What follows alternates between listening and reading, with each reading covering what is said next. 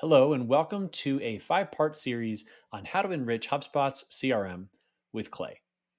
Now, what I want to walk through is really quickly what's Clay, what's HubSpot, why would you enrich HubSpot with Clay, and what are some potential outbound workflows. And I'm also going to talk about Salesforce, how that would potentially play in here, and use cases for this beyond outbound. But the idea in this series is that we're going to start small, simple, with some basic workflows and automation. And then by the time we get to the end of the series, we're going to be building a table in Clay that's actively monitoring for job changes for anyone that is in our CRM that might be changing jobs. And that's a super useful thing to know because if you've got a champion or maybe even a anti-champion, a blocker who leaves a company, you might want to trigger some action for your sales and marketing or even customer success efforts based on that. So let's jump right in and introduce HubSpot. So HubSpot is a CRM with end-to-end customer lifecycle tools from sales, marketing, and service. And frankly, beyond that, the platform keeps growing. I'm not going to show Salesforce in this video, but I'll just mention that Outbound Sync does support and has users on Salesforce right now.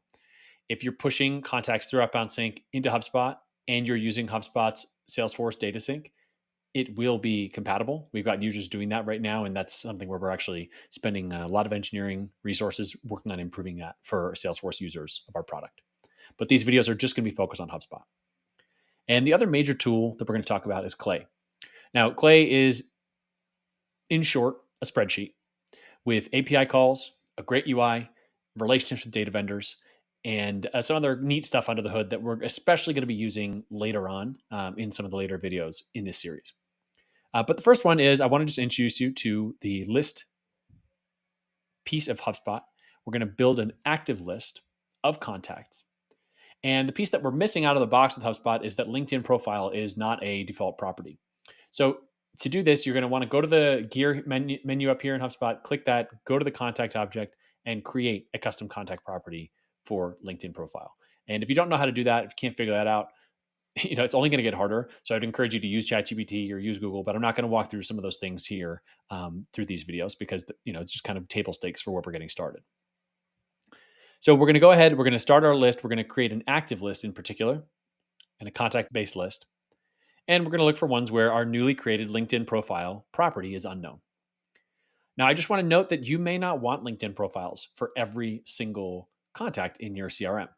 You could filter based on lifecycle stage. So only, marketing qualified leads, sales qualified leads, opportunities, or maybe you want to trigger it based on outbound activity where you want to go omni-channel.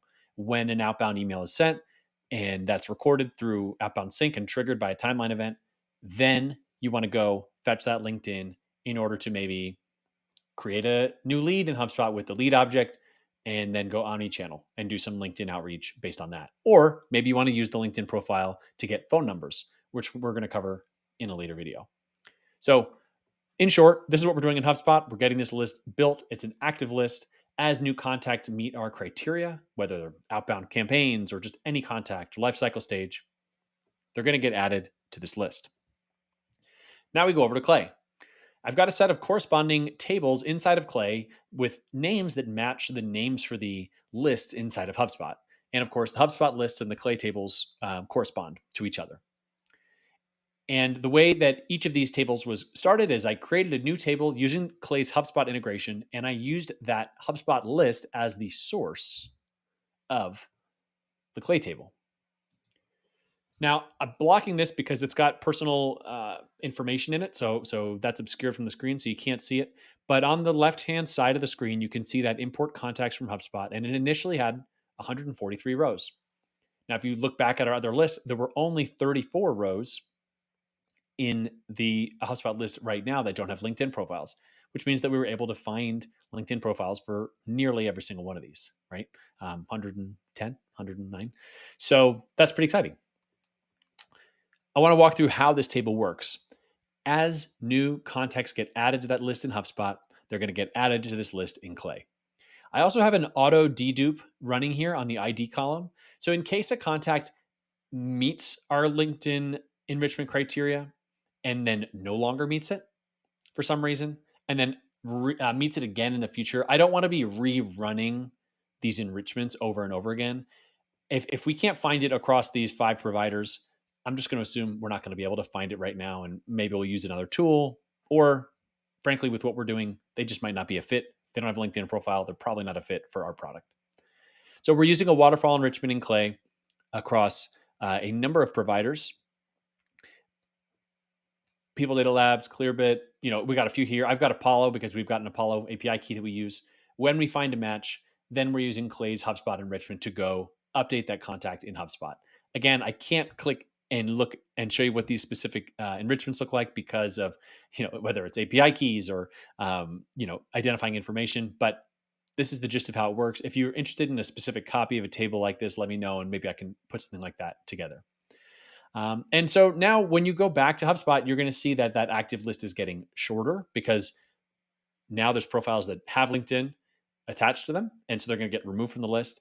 And then they're going to be available in the contact record in HubSpot. And with that LinkedIn profile in future videos, what I'm going to show you is how to get phone numbers, clean up data around names and titles, and then ultimately creating that contact job change tracking table. So hopefully all of this was a good foundational start to the series. We're going to be doing more. We'll be talking more about different use cases for this and types of data. And in future videos, we're going to be using ChatGPT, and we're also going to be doing more unconventional waterfall methods across different providers, particularly when it comes to phone numbers. So keep an eye out for those videos over the next few days. And let me know what questions you have, what you'd like me to cover, because I'm going to be recording these each day. And as new feedback comes in, I will be trying to incorporate that as we go. All right. That's all for now. Thanks so much and have a great day.